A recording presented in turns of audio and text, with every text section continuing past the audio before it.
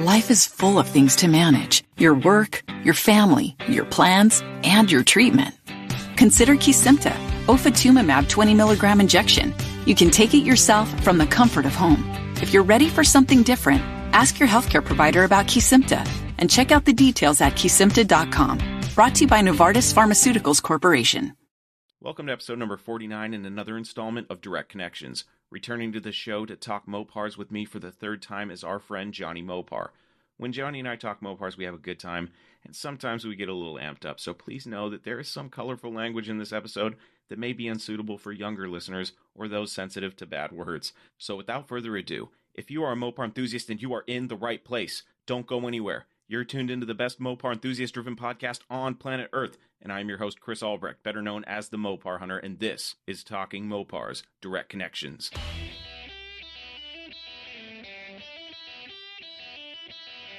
You're listening to Talking Mopars with the Mopar Hunter, your direct connection to all things Mopar.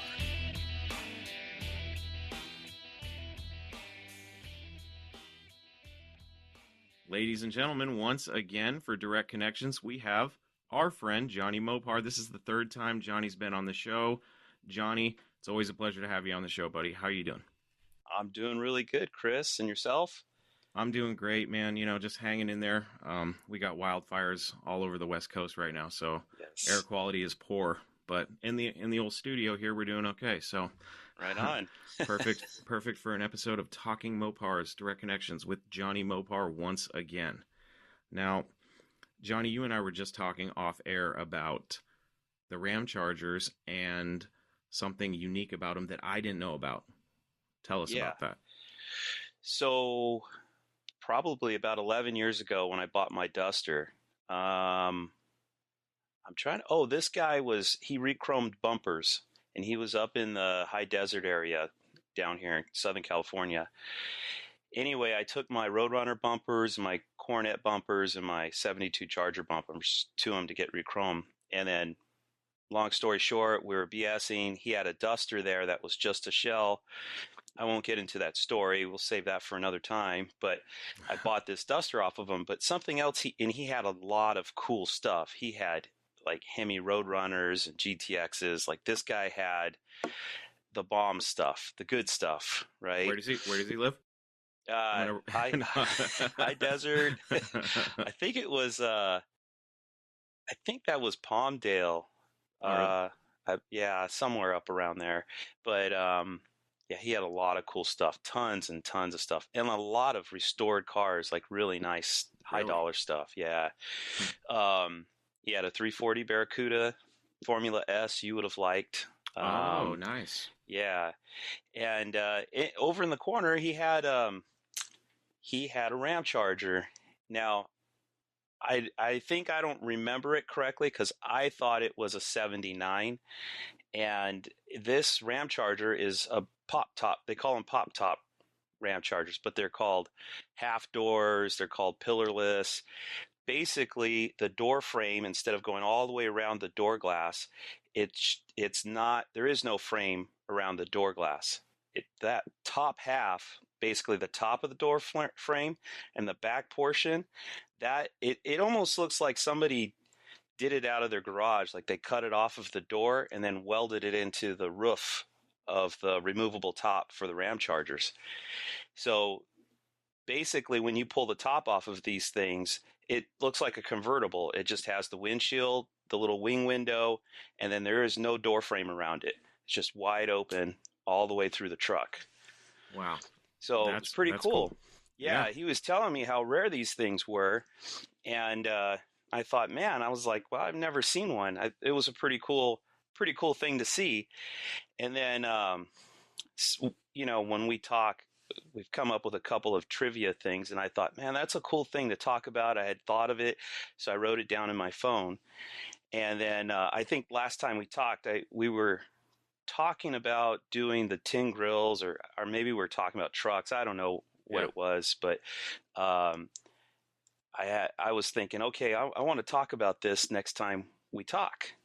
And then this guy, Patrick Grissom, he posted a 79 Dodge Ram Charger, but the thing was a 2-wheel drive, like dropped really low, and it had no door frames. And I thought, oh, because I had never seen one of these trucks in real life other than this one, the guy I got the Duster from.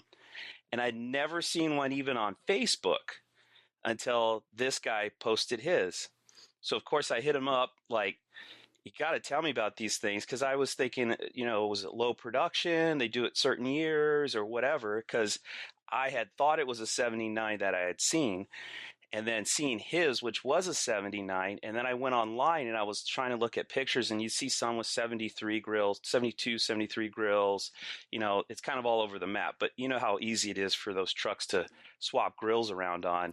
Oh, yeah. You could kind of have whatever you want, So I hit him up, and he claims he's not much of an expert on them, but this guy knows way more than I do, and I think he had 3 of them, so he knows quite a bit. But he was telling me that they made those trucks, it was a 74 only, and it was from January to May is the only time they made those trucks. So if you see one that's got a grill other than a 74 grill, it's been re-grilled, basically. Interesting. But yeah, pretty awesome truck. And the reason I wanted to talk about the tin grills, we talked last time. You were talking about how wide the Mopar, genre is, from turbo 4-cylinders to cars from the 50s and the max wedges. And, you want to hit on every one of these sort of subculture genres of Mopar. Yeah. And I think the Dodge trucks are probably one of the most unappreciated trucks as far as the general population, as far as people out there, like C10s, F100s, they've gotten really popular. Even the swept lines, it seems like the swept lines have gotten really popular. I mean, in my day, those were the ugly ducklings. Like, nobody would touch a swept line. You could get those trucks all day long for $100 or less, and the tin grills, they just still haven't really come into the spotlight, in my opinion. I mean, there's definitely a subculture out there where, you and I are on, the tin grill group, and it's like, these guys are all hardcore and they love the trucks, of course. But as far as the general public, it still has yet to, the light has yet to be shone on them. But, so anyway, I thought, how cool would it be to talk about the tin grills? And I have a tin grill story, so awesome. I figured, man, talk about that Ram Charger rareness, and then get into my Power Wagon. Yeah, the thing about Dodge trucks that I've come to realize is that compared to Chevys and Fords, the production numbers were just so much lower, and I think that has a lot to do with it, because I mean, for every 10 F100s or F-150s or, Chevy C10s or S10s, you see one Dodge, as far as tin grills and even the plastic grills. Would you say that? They call the first gens. Yeah. Would you say that? Are you saying that today, like for every 10 C10s you see one tin grill in today's time? Yeah, and I would actually bet on, if you looked at the production numbers for, let's just say, the 1970s, at least for tin grills, it would be 72 to 80. I think if you compared that to the Chevy production numbers or even the Ford production numbers, I bet you there were, tens of thousands, maybe even hundreds of thousands less. So, I think it has a lot to do with availability, to be honest. It's hard to say, because I think you're probably right, because just when you look at the muscle cars themselves, I think they made so much fewer Mopars than Chevys and Fords in general. But and I definitely agree with you today. If you even see a tin grill, you'll see 10 C10s and another another 10 F100s before you see another tin grill, But as a kid, dude, I could tell you, like, you couldn't drive a block without seeing a tin grill parked somewhere in somebody's driveway or in front of the house. And I would say probably your older school guys, like my age and older, probably remember them. But yeah, like my grandpa had one. My neighbors, my friends' parents had one. And yeah, they were everywhere. But I'll tell you, like, when I started really getting into Mopars and carrying, like I never really got into the numbers or the rare stuff per se. I just never had one, and I never expected to afford one, because they were already starting to go up in value in the 90s. So they were always out of reach. It's like the more money I made, the more expensive they got. And I just could never really get to them, Sure. But I distinctly remember driving through Riverside one day and seeing a Spirit of 76 tin grill. Yeah, so it was cool. So I knew the truck, I knew they existed, and I thought, oh man, that is cool. But dude, this truck was a landscaper's truck, and this truck was put through the ringer like 2 or 3 times. I mean, it was hammered. Wow. There was not a straight panel on this truck all the way around it. It was just dented, dinged, bent, scraped. I mean, it was hammered. And that is very typical what I remember as a kid too. Like, Dodge trucks were work trucks. Nobody drove them because it was like, hey, I mean, there was probably a few guys, but most of them were like, I bought this truck to put to work. Nobody bought them to, like, make them look pretty and lower them, or, maybe raise them, they just, yeah, there was few customizations that I remember as a kid. They were all just work trucks.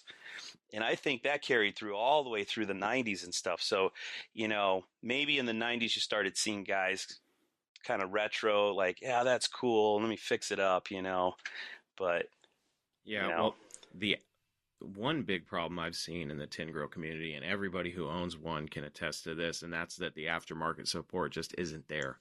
And that's another reason why I believe that the production numbers were just so astronomically higher for Fords and Chevys, that is one of the reasons why, is because so many people have those trucks versus tin grills or other Dodge trucks that, the demand for the parts just wasn't there. But, eventually they caught back on, at least with even people that are outside the Mopar scene are starting to get into the Mopars just because of the trucks. I've seen, plenty of people that their first Mopar is a truck, which I think is cool. Yeah. And, swept lines, they've been getting really popular on the show circuit. And I think tin grills are next. When you look at communities of C10 enthusiasts, they're huge. And, I've been on the tin grill page for, 2 or 3 years, I think 3 years now, but I've been watching that thing grow like crazy, and I'm like, oh, we're onto something here. This is gonna be pretty cool. So I think all it needs is like a Chip Foose or a Ken Diggett, or like, I would love to see the Martin brothers do a tin grill. Man, I mean, I like the way they build cars. So a slammed truck with big wheels, tucked and everything, with maybe like a Hellephant in it, be perfect. Well, it's funny you're talking about builders and stuff, because I've thought the Ring brothers, because they did that the AMC, I think it was a Javelin. They did the Javelin with the Hellcat in it, and it opened a lot of people's eyes to those AMCs. Unfortunately, those are even harder to find parts for than tin grills. You know what I mean? Yeah, definitely. But I think. Oh, go ahead. I was going to say, I think you're onto something there. I think that if more influential builders start getting their hands on these trucks, and because a lot of those guys are just, they're fabricators, so it doesn't matter what's available on the aftermarket, they'll make it. So I think it's just going to take one of those guys to build an off the wall tin grill to really blow everything up. And to that, I'll say, hey, everybody out there, get your tin grills now, because as soon as that scene blows up, the prices are going to go right up. So absolutely, I'm glad I got mine. I'm holding on to it. Yeah. I think the pivot point for the swept line was when Gas Monkey Garage did that one. They screwed it up with an LS motor, but and I'm sure that pissed off a lot of Mopar guys. But and they're sponsored by Dodge. It's like, what are you doing? I know, right? What are you guys doing? I don't know if he was sponsored back then. I mean, probably not. it doesn't seem that long ago, but it was quite a while ago, and it seems to me like, just thinking back then, prior to that, swept lines were still not very mainstream or very popular. Nobody built them over the top, and then that happened.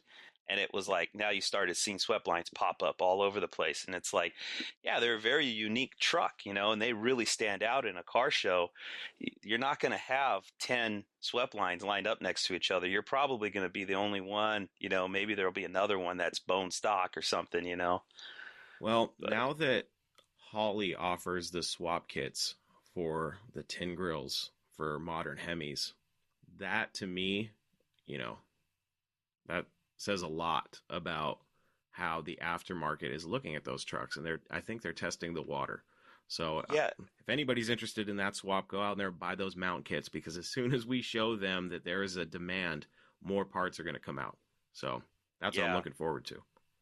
And I don't know how everybody else comes down on this, but like, I'm kind of an old school guy. Like, for me, B bodies are really coveted to me, and I like the old motors in those cars. Like, it's got to be a big block. Yeah. It's got to stay old school. I can't have a modern Hemi in that. If I had an E body, I would tolerate a modern Hemi in that more than I would a B body. So that's just me.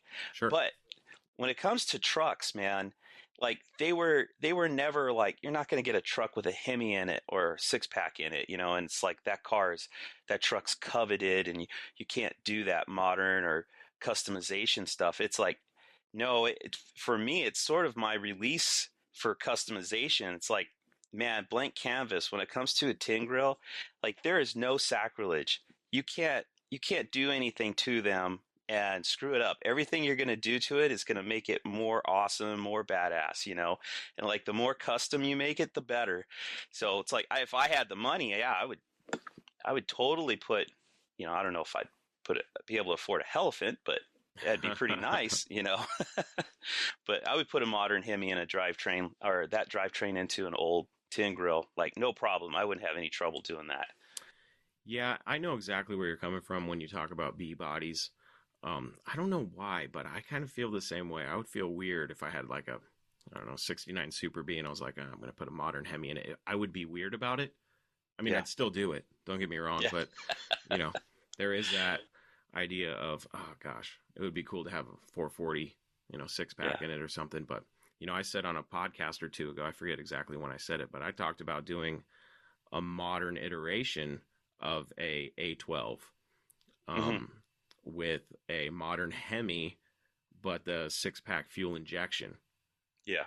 I thought that would be pretty cool. But, if I had, that would be for a car that, wasn't numbers matching, or was, so far away from the original that an OE restoration on it would kind of be out of the picture. So I would get crazy with something then, but, I wouldn't butcher a real A12 with a with a modern Hemi or anything like that. But I get exactly what you're saying with the trucks. Trucks have always seemed that way, with the sport trucks. And like, if you look at any of take Hot Rod magazine from the, we'll say, late 70s, early 80s, and take Truckin' magazine from the late 70s, early 80s, and you will see the stark differences between the two types of enthusiasts that build those vehicles. The trucks, it seems like, it's always been an open, like you're saying, an open canvas. And it was the same thing with vans. I had to sneak vans in there somehow. But like, you look at the vans, and the interesting thing about vans, and I'll say this, and we'll get back to tin grills, is that the more I research the trends from back then, the more I realize that they were trying to blend two different worlds, because they got a lot of the custom truck stuff, like the crazy paint jobs and things like that, and they blended it with the performance aspect of the muscle car stuff, because a lot of the criticism that vans were taking were that, well, they're not hot rods, they're vans. Yeah. But people were still building the 318s in them, or some of them even came with big blocks, which is cool. But it's definitely interesting to see, because when I look at the late 70s or the mid to late 70s, and I look at some of the trucks from back then, they were kind of wild, when people were customizing them. So that's all I'll say about vans for now. We'll get back to that later. So, Nice. so tell us, Johnny, tell us about your first tin grill, your first foray into tin grills. All right. Well, it goes back to the beginning. So I told you the story of my 68 Charger, Yes. and how I spotted it. I spotted it riding the school bus and seeing the car roof line over a knoll, right? Well, I spotted this Power Wagon the same way. It wasn't as hidden as the Charger was, and it was closer to the street than the Charger was, but it was in some guy's backyard, and this guy was right on this main road that the school bus drove down. So I'm riding on the school bus, and I could see the truck plain as day. And it looks cool. The thing is lifted. It's got huge tires on it, 4x4, short bed. And it's like, man, that thing's awesome. So, and obviously this is close to where my parents live. So I graduate high school in 1990. I'm still living with my parents, and I'm driving by that truck all the time. And it's just like, I know there's a lot of guys that will relate to this. It's like a freaking worm that just gets implanted in your brain. And it just, like, every time you drive by, it's there, and it just eats at you. It eats at you. It eats at you. And eventually you're like, I can't take it anymore. Even if the guy slams the door on my face and says no, at least right? Like, I can move on with life, and leave this behind me. So the truck was really cool looking, and I thought, man, it'd be cool to have a truck. And of course, it's got to be a Dodge. So I knock on the door one day. So this was probably around 1991, probably about a year after high school. I knock on the door and ask if it's for sale. And the truck had obviously been sitting there a few years, because I've seen it riding the school bus, and I was driving to high school when I was 17 or 16. So there's the school bus. I think I was a sophomore, and then when I was a junior, I was driving, and when I was a senior, I was driving, or at least halfway through the junior year. But so it'd been sitting a long time. Nothing's been happening to the truck. So it's not like they're driving it, and there's probably something wrong with it.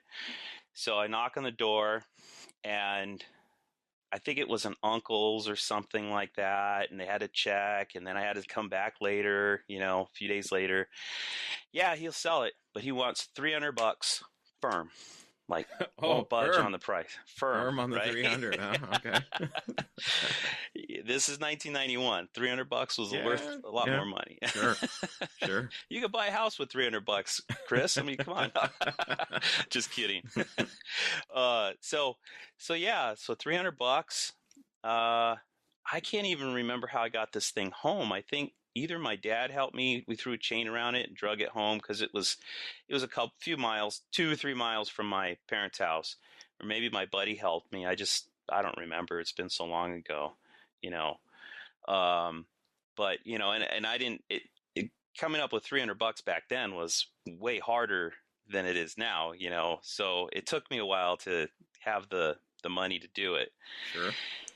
So, anyways, dragged this thing home and pulled it apart. Motor was dust. I had a friend of mine, his parents had some rental properties, and he's like, hey, we should all get together and rent a house together. So, like, 2 other friends and myself, we rented this house, and I'm like, I got to be able to bring my 68 Charger over to work on it, and the truck, so the truck was in the driveway, I'm working on it, and the car was in the garage, working on it here and there. I put this motor together, and I had bought a used 4-barrel intake manifold. Thought, oh man, this is cool. I don't remember what I paid for it, like $40 or $20, something. But somebody had, unfortunately for me, I think it was on a racing motor, and somebody had decked or surfaced the heads and changed the angle of the heads to the block. And then they cut the intake manifold to match, right? But, who knows who did it and when.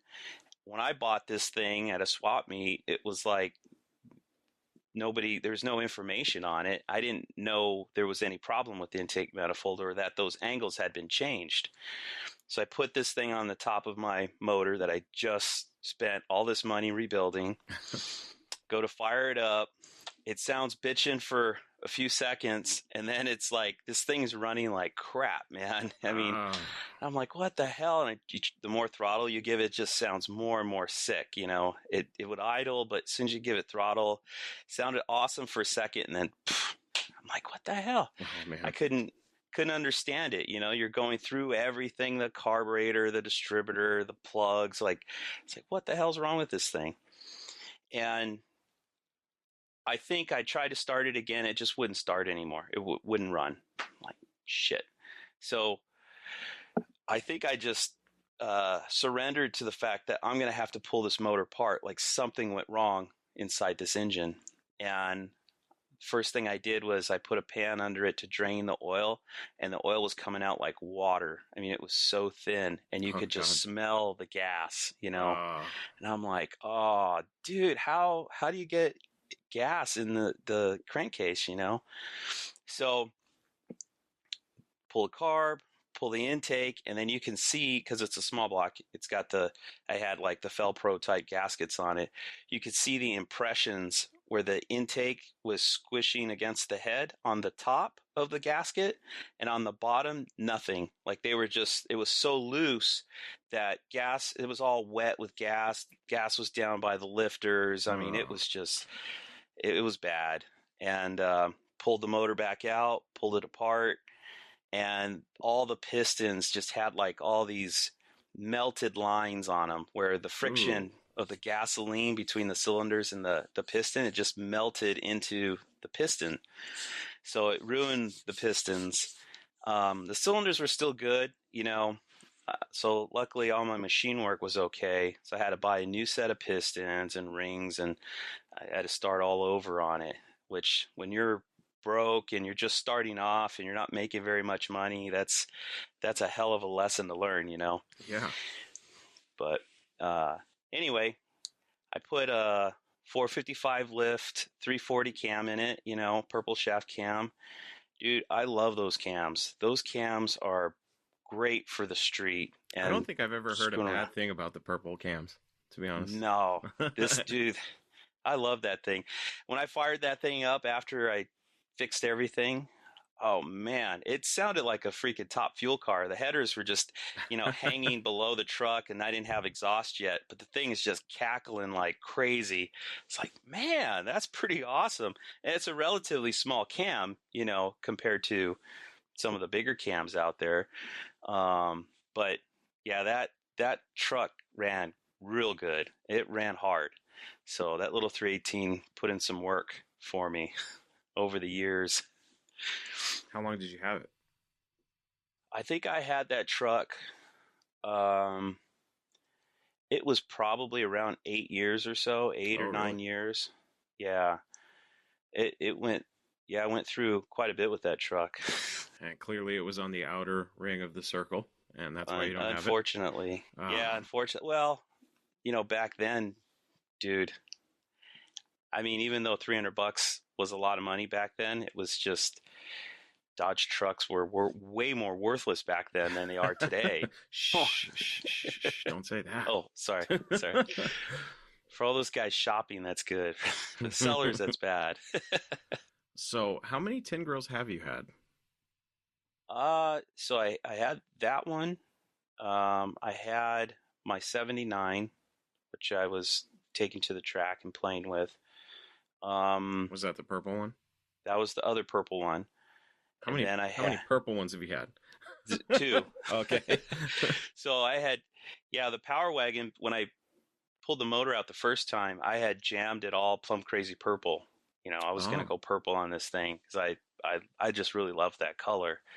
And, it was pretty cool because it was like, dude, you stand out in a Power Wagon, a plum crazy purple Power Wagon. Oh yeah.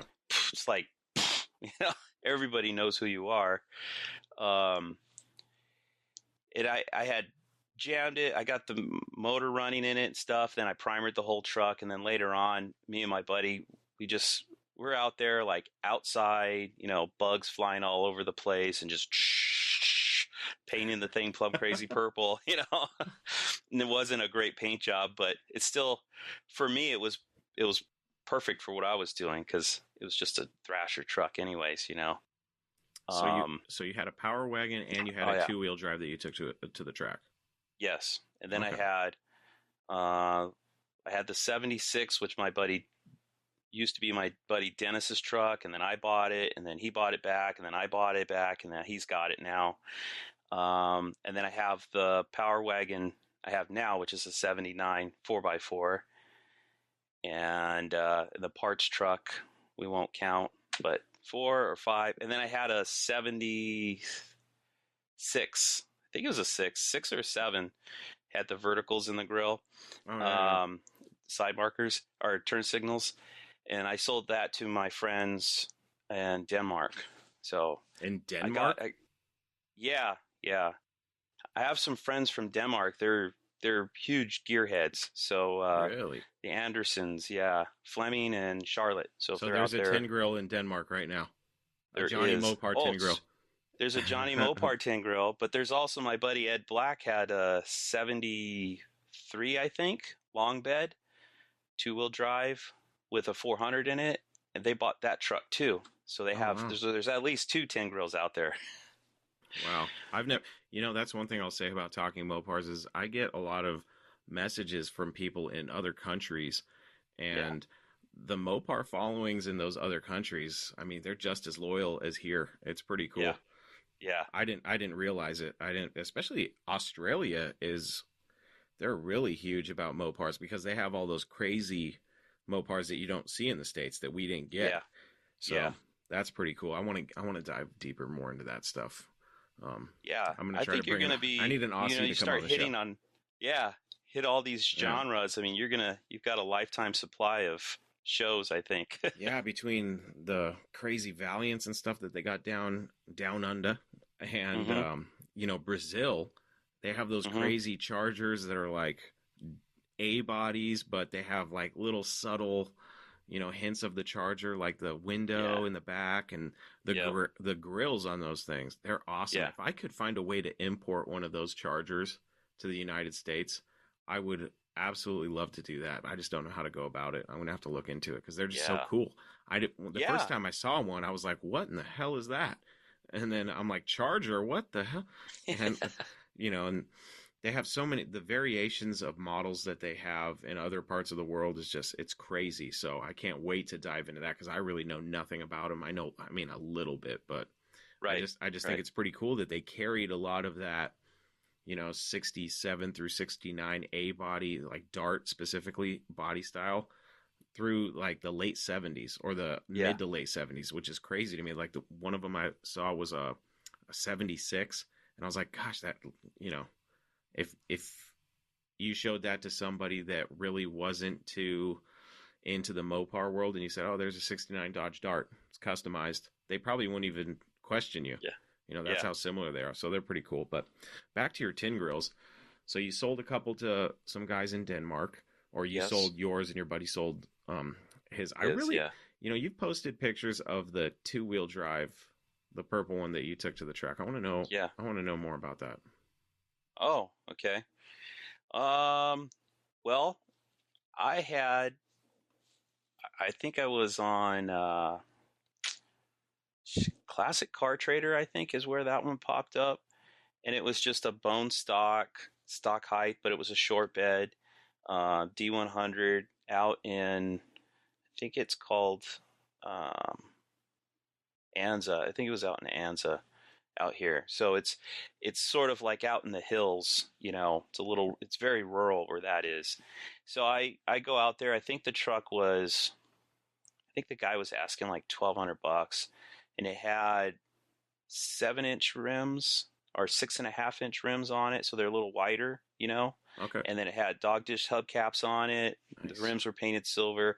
It was a very grandpa looking truck, but, and it had a rack on it. So again, somebody was using this truck to work with.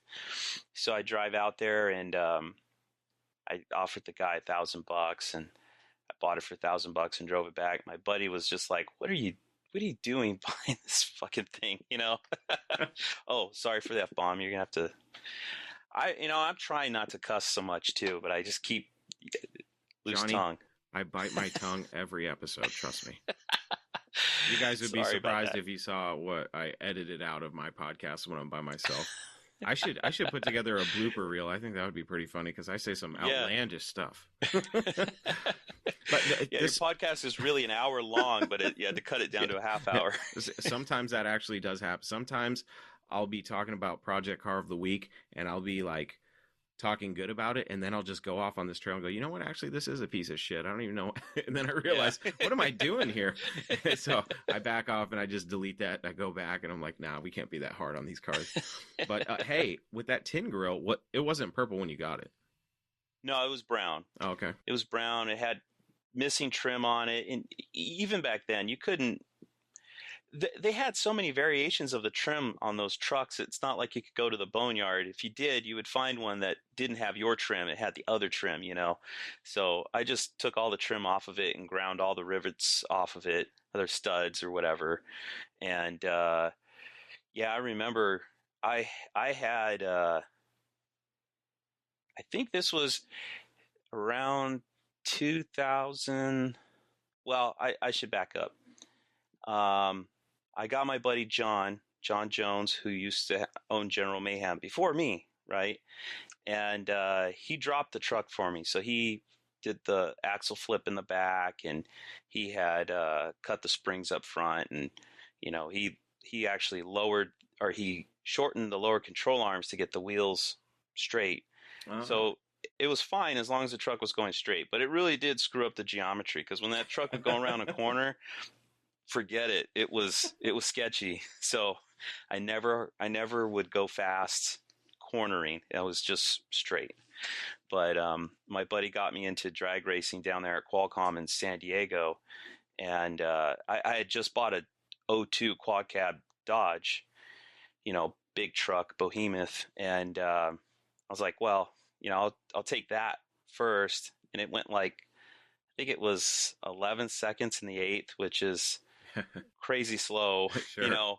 But even doing that, like my first time racing, you know, you're all nervous and like jittery and stuff. And then I started bringing the truck out, and I'd play with the truck, and I would, you know, do little tweaks to it. It's like, all right, let me ditch the front bumper to get it lighter.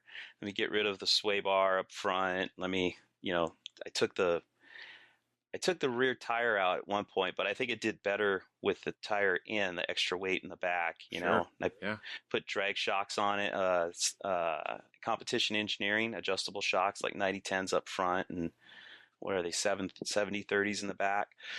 But yeah, the truck was, it was a 360 with 318 heads on it.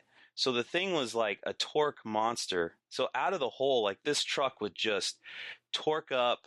I mean, the shocks being loose up front and squatting in the back, the thing would just come out of the hole like it was crazy fast, you know. It was very intimidating. It looked way more wicked than it was. And then it would just, you know, 60 foot, it would fall flat on its face because the heads were just had small ports, you know, 318s. So, but I had a lot of fun with that. And that at Qualcomm, it was just mostly street cars. There was some race cars, but mostly street cars. So you could go there, have a good time, and you kind of start to figure out pretty quick like who's in your ballpark, and then you guys kind of congregate and start, hey man, you want to race, you know? So like grudge racing type stuff. Yeah. And I think I might have told the story online or on Facebook, but yeah, there was one day I was there, and there was this guy with the swept line, and he had a 440 in it. And I asked if he wanted to race, and he's like, no.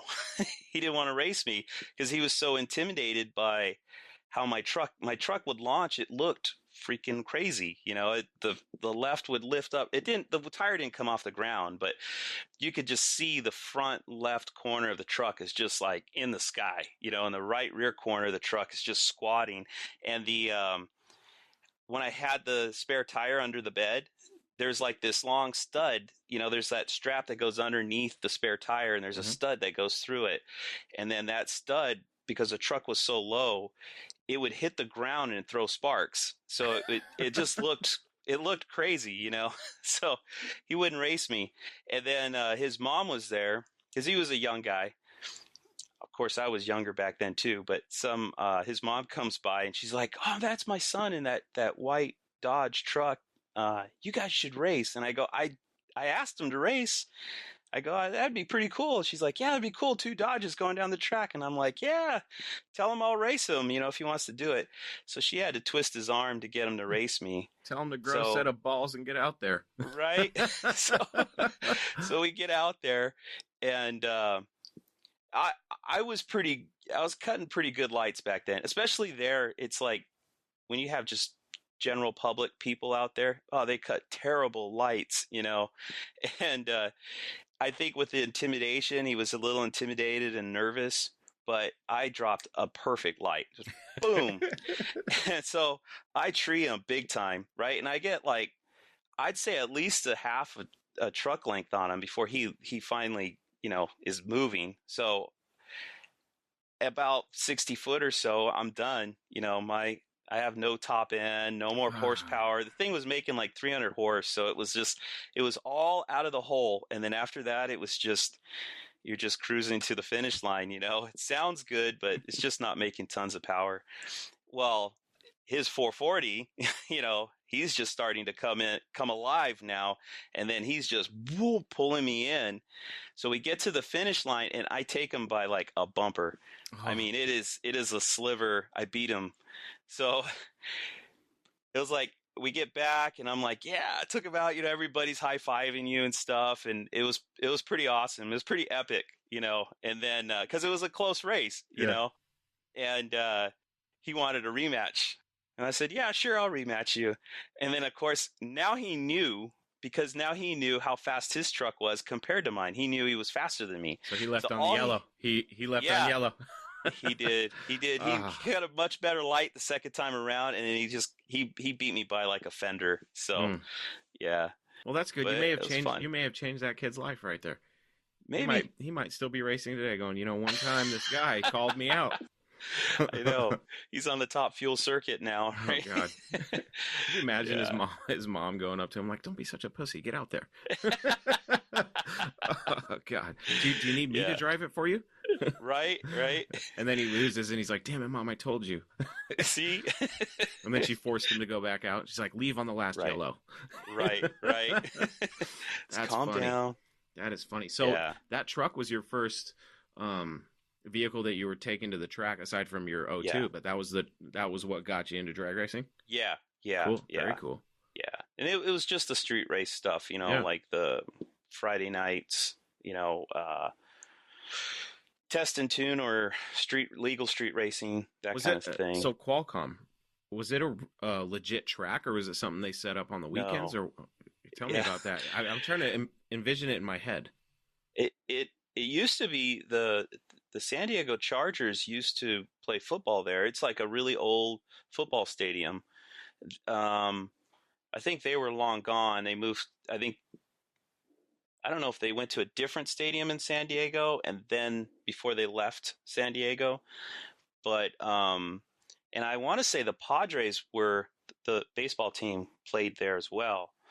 But they would do all kinds. It was just like a place you'd do a lot of events at, and they would set up the parking lot on the side of on the side of the stadium, basically. So you were racing.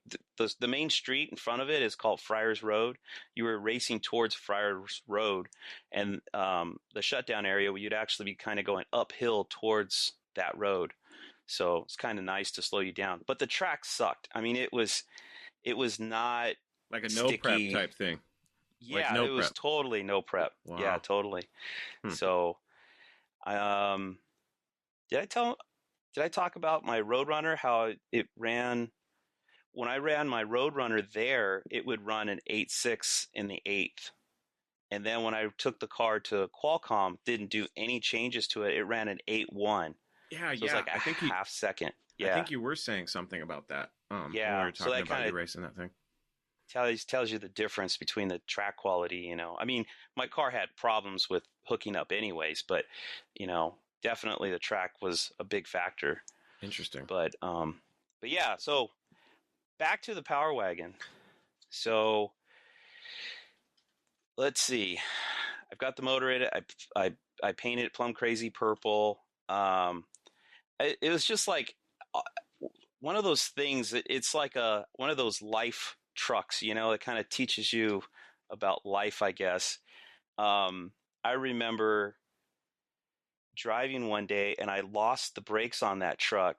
Like this is the old school woes that we used to go through way back in the day. It doesn't seem like new cars have these kinds of issues, you know, like people don't drive, you know, they don't put their lives in the hands of their vehicles, or maybe they do, but the vehicles are just so much more safer nowadays than back then, you know. But I remember driving this thing and coming up to an intersection, and there's like 3 cars stacked up, you know, to the light, and I'm hitting the brakes and there is nothing there. It's oh God, brakes are gone. And I'm, you know, I'm probably at least doing like 50 or 55 or so. I'm like, holy crap. I mean, that scares the crap out of you when you have 0 brakes and there's a stopped car in front of you. So I'm like pumping, and it's starting to slow a little bit, but it's not, the brakes are not grabbing. So I had to throw the truck into the ditch. I went into a ditch and through a barbed wire fence, scratched the whole side of the truck up, you know. And then, yeah, you know, had to clean my shorts and then basically limp the thing home at like 20 miles an hour so that, you know, I couldn't get into too much trouble. I can stop the thing or peel off the road if I had to. And then there was another time the brakes were good, but this truck was drum brakes all the way around. And so it stopped really good. So it stopped really good. You know, it did okay, but there was this, and this kind of segues into my buddy's truck. My buddy, my good friend Eric, he had bought a 74 Power Wagon, and it was like black primer. So the trucks were like very similar to each other. His was lifted. He had a big old like Dukes of Hazzard push bar on the front of his truck, you know, this big old battering ram looking thing. But we were going to this party out in Nowanga. It was sort of like it's like a big open area, you know, and my other buddy Todd had the idea of like, let's set up some volleyball nets between the 2 trucks. So we like built these, you know, 2x4s or whatever sticking out of the beds of the truck and put a volleyball net between them. It was kind of cool. But those guys were already there. I was meeting up with them, and I'd never been out there before. And it's like the roads are very hilly and windy and stuff, you know. So I'm driving through there and not thinking anything of it because I've never, other than losing the brakes, I never had any problems with stopping the truck, you know. Going through there and you're having to work the brakes, hitting corners, hitting hills, all this and that. And there's a Jeep in front of me, and these guys were like just sort of sightseeing, you know, out for a Sunday drive type of thing. And they're going down this hill, and I'm coming in behind them, and I'm hitting the brakes, and the brakes went through total brake fade. They were engaging. I could feel it. My foot's on the pedal, and I could feel the pressure, you know, but the truck was not stopping. And I mean, I'm like, holy shit. I wasn't even tailgating them, but they were going so slow. And it was to that moment where you just like, I'm going to hit them. Like, we're going to touch. It's going to be impact, right? And the guy looks at his rearview mirror and sees me and then floors it. He actually got out of my way. Wow. And I was like, oh, thank God. You know, wow. You know, whew. And so after that, I slowed way down. They ended up going to the same party, and they were like, they came over because we had the truck set up and playing volleyball and stuff, and they came over and they're like, hey, you were behind us coming down the hill. We were in the Jeep. And I go, man, I'm sorry. I was not trying to tailgate you or anything. And they're like, oh no, we figured you probably had brake fade or something, and we figured we better get the hell out of your way. So it was pretty funny. But yeah, we would screw around. We would my buddies and I, because where we're at now, it's more populated now than it was in the 90s. It was more rural back then. It's sort of rural now, but it's way rural back then. So we would, you know, load up with beer and stuff like that, go out to the hills and go 4-buying and, you know, do stupid stuff. And I remember with that 340 cam in that truck, And we were hauling just, whoop, I mean, fun, way fun, and came over the crest of this hill. And the truck was so big, like it was so high. When you're kind of going up and over, you can't see over the hood. You know, it's like, I have no idea what's on the other side. So come up and over the other side, and there was a rut that had opened up, and it was sort of like you go up and down. So from the rain, this rut had developed, and it was huge, and the left front tire just fell into it. And I remember I'm holding the steering wheel, and the steering wheel just spun in my hands. Like it yanked it. There was no stopping it. You know, it's like, holy crap. The truck comes to a rest. The left rear tire, because the truck is like this, the left rear tire is completely off the ground by, 6 inches to a foot. Oh, man. And I'm like, oh shit, how do we get out of here, right? I should say, because the truck's a 4x4. So one of the problems with my truck was it leaked oil really bad. I don't remember if it was the pan or the rear main, but it would leak oil, and right where it would drip down, it would hit the front drive shaft to the front differential, and the oil would wash out the grease out of the bearings, and it would tear up the U-joint. Yeah. So I got tired. I changed it a couple of times, and it's like, man, it's wiping it out so fast. I just left it out. So I basically had this lifted truck that was a 2-wheel drive. So here we are stuck with the left rear tire off the ground, no 4-wheel drive. Like, shit, what are we going to do? So I'm in the truck, we get out, we're looking at it, and all right, we got to get into the truck and put some weight on that side, and then I'm going to punch it and try to get out. And my buddy Todd had climbed up that tire, and he was standing on, because the easiest way to get in the bed of the truck was up the tires, right? You just step on the rim, then you step on top of the tire, and then you go over the bed. So he's standing on the tire, and he said, whatever you do, don't punch it. But all I heard was punch it. So he's standing on this tire. Boom! I punch it. He goes flying. My other buddy Scott is like, whoa, whoa, whoa, whoa, whoa, stop. So I'm like, what? You just launched Todd that way, You just killed Todd. I just killed Todd. So he's all pissed off because he's laying in the dirt now, I'm just like, sorry, man, I thought you said punch it. He goes, no, I said don't punch it. So that was one of the nights. And it bent the rims, so we're driving back like clunk, clunk, clunk, clunk, clunk, all the way home.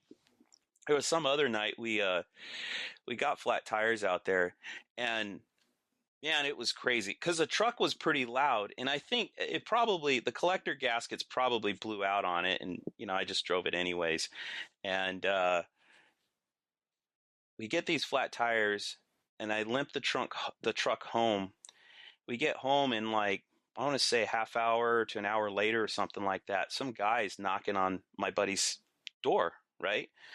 Like, what the hell?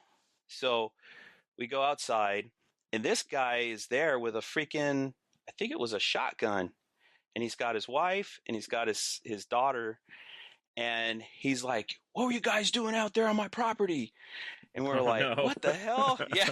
Oh, no. Like, no, we were just out buying and got a flat tire. So the tire was so, it was flat, and it would leave on the dirt ground. Like it would kind of leave this trail, so it was obvious where you could just follow that, and it took you all the way to the truck, which was in, next to my buddy's house.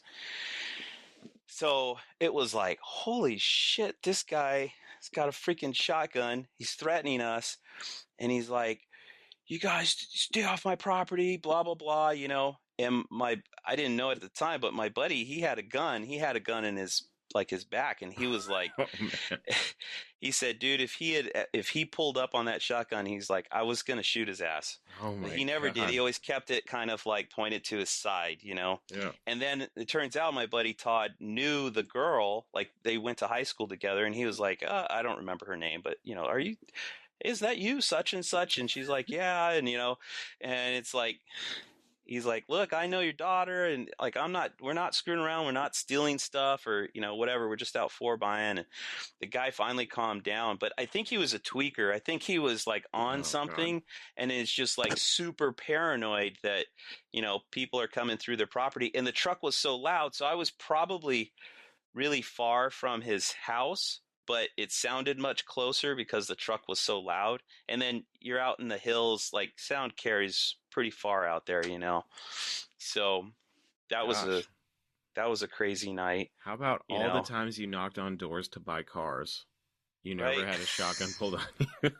And you have a shotgun. Just trying to have some fun, trying to kill my buddy Todd, Yeah, exactly. Oh, that's funny. God, that's crazy, man. So yeah, it was that. Out of those 10 girls, the one you took to the track and the one you went wheeling with, which one was funner? Which one did you like more? Oh man, that's a tough question because I asked the tough questions here on Talking Mopars. Wow. I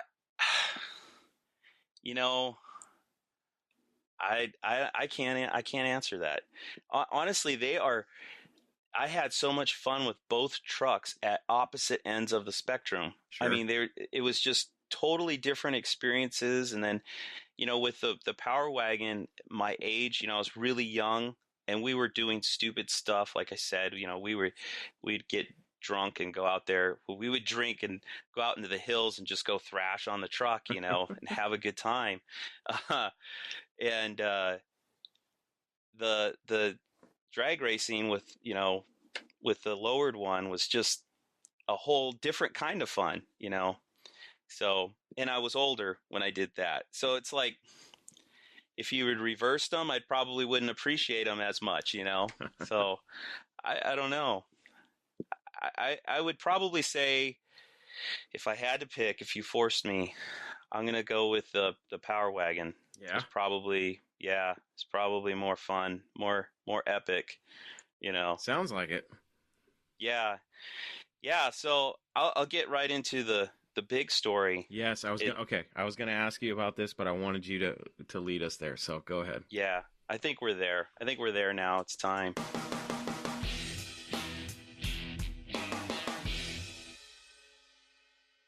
Thanks for joining Jonny Mopar and I today on the show for part 1.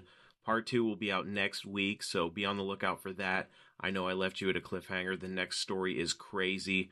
I can't wait for you guys to hear that, so tune in next week. It's always a great time talking Mopars with Jonny, as usual. I did want to address a couple things before we go. On Friday, just before Jonny and I started recording, I dropped a post on the Mopar Hunter Facebook page giving listeners a chance to drop a question or comment in the comments section of the post, and Jonny and I would address it on the show. Well, we had two, and one was posted while we were actually recording, and the other came shortly after we wrapped up. So I wanted to let the two guys who dropped us a line know that the questions will be answered on part 2 of this installment of Direct Connections next week. I'll be answering Michael Irwin's question by myself since it came in after Jonny and I wrapped up, and Josh Turner's question was addressed on the show, but I found a more definitive answer after we recorded, so I'll talk about that during the wrap-up as well. Before we shut her down this week, I wanted to let you guys know that the next round of voting for the Build Mopar project is here, and this time around we are voting on who will be building the 426 cubic inch stroker 3rd generation Hemi for the 1968 Dodge Dart Superstock Modern Hemi tribute car that Hemi Pages is calling the Dart Pack. Some of the best engine builders in the game are amongst this round's choices, and they are Arrington Performance, MMX, BES Racing Engines, Opel Engineering, Hughes Engines, and Prestige Motorsports. So be sure to head on over to buildmopar.com and vote today. There you have it, my friends. Another episode of Talking Mopars Direct Connections is in the books. For more information about this podcast or to listen and subscribe to the show, please visit talkingmopars.com. And don't forget that you can send me your stories, questions, comments, complaints, suggestions, and everything else on your Mopar addicted mind to Chris at talkingmopars.com, or leave me a voice message on my voicemail box at 209-28-MOPAR to hear yourself on the show. Before we go, I want to tell you about a great way to help support this show, and that's by picking up some merch in the Talking Mopars merch shop. Not only are you going to get some cool swag, but you're also helping me out to keep this show running. So if you'd like to help support the show, jump on over to talkingmopars.com and head on over to the store and click Visit the Shop. That's it, my friends. Until we talk again for part 2 with Jonny Mopar, I am your host, Chris Albrecht, and that was Talking Mopars, Direct Connections.